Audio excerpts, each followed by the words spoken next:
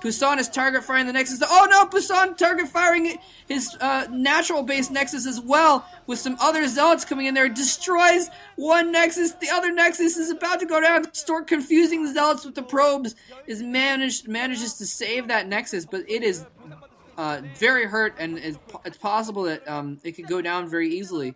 If Pusan just sends in, a few sniping Zealots or a couple Dark Templar or something like that, he could take out that base very easily. So both players destroying each other expansions. If Pusan had not taken out that expansion at the 9 o'clock, Stork, I think, would have been ahead, but since that happened, they're still pretty much even. This is getting crazy, folks. It is just going to come down to the next few battles are going to decide this game, I think, because they're pretty much even, and if anyone can take an advantage in one of these battles, they're going to be able to destroy more expansions, because it's going to be really difficult for each other to protect their expansions. I guess it's kind of always the case. Another battle going on here. Stork again taking the full brunt of some storms. Those Dragoons taking a big hit. Pusan moving his Dragoons out from underneath that storm is going to get a few more hits off with them before they die. It's hard to tell what happened in that battle. Scattered battle. Both players' forces kind of scattered, but Stork appears to have the advantage here. He's got two cannons over here. Oh no! Zealots! Snipe Zealots coming in to take out that Nexus. Stork's Nexus is going to go down. In the meantime, Stork attacking the high ground, and there the Nexus goes. Wow, Stork attacking the high ground, not able to come in there and kill off the expansion for Pusan. That was huge, and that Zealot just chilling. He's like, I'm just going to chill with the Templar, read some books in the archives. If I get scared, I can go into the Citadel and hole up there. Now this is, oh nice. Pusan is worried about something. I guess he's worried about maybe he saw a Dark Templar or something. Or maybe those are just idle probes. That could be the case too. It looked like he was trying to block his cannon with probes though.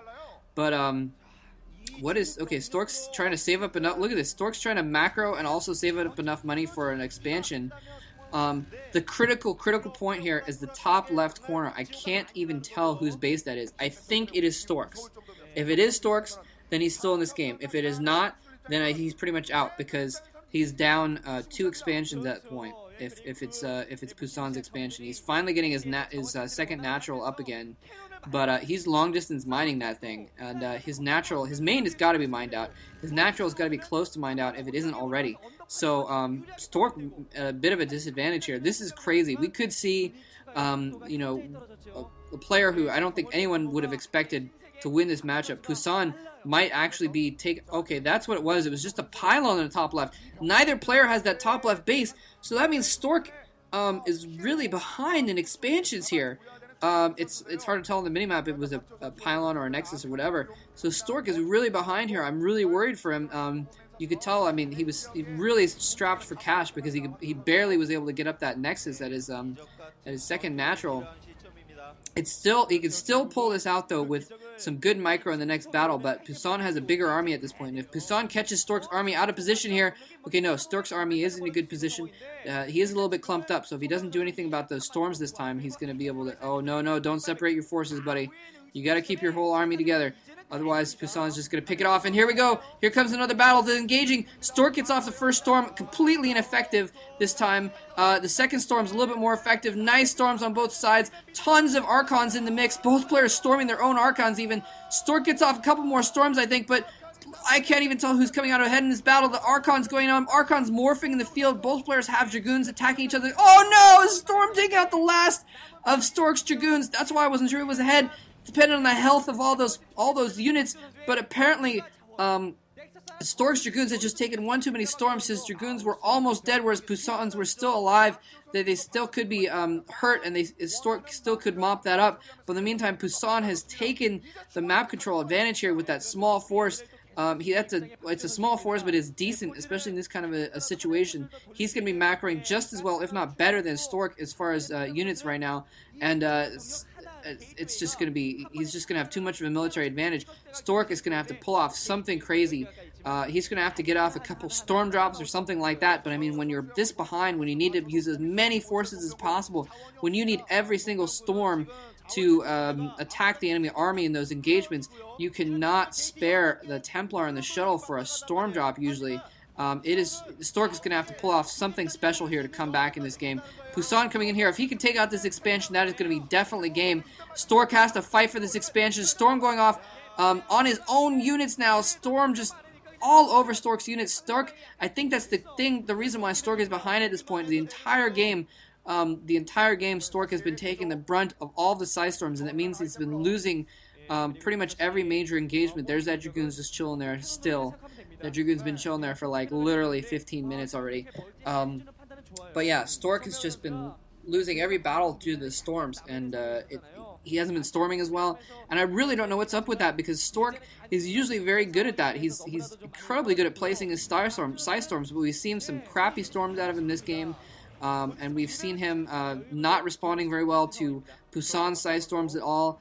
I really thought he was ahead after that Reaver drop in the beginning, but then, well, obviously he lost the Reaver, and so, oh man, is he going to cancel that Nexus?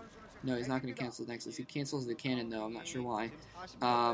Maybe it was close to dead, and I didn't realize that. But, in any case, yeah, Stork, he lost that shuttle, and ever since then, he's kind of been at a military disadvantage, and the military disadvantage has just been increasing by the fact that Stork hasn't been doing very well with the Psy Storms. So, we can see that Stork's natural base is mined out right now, so that means that Stork is only mining at his second natural.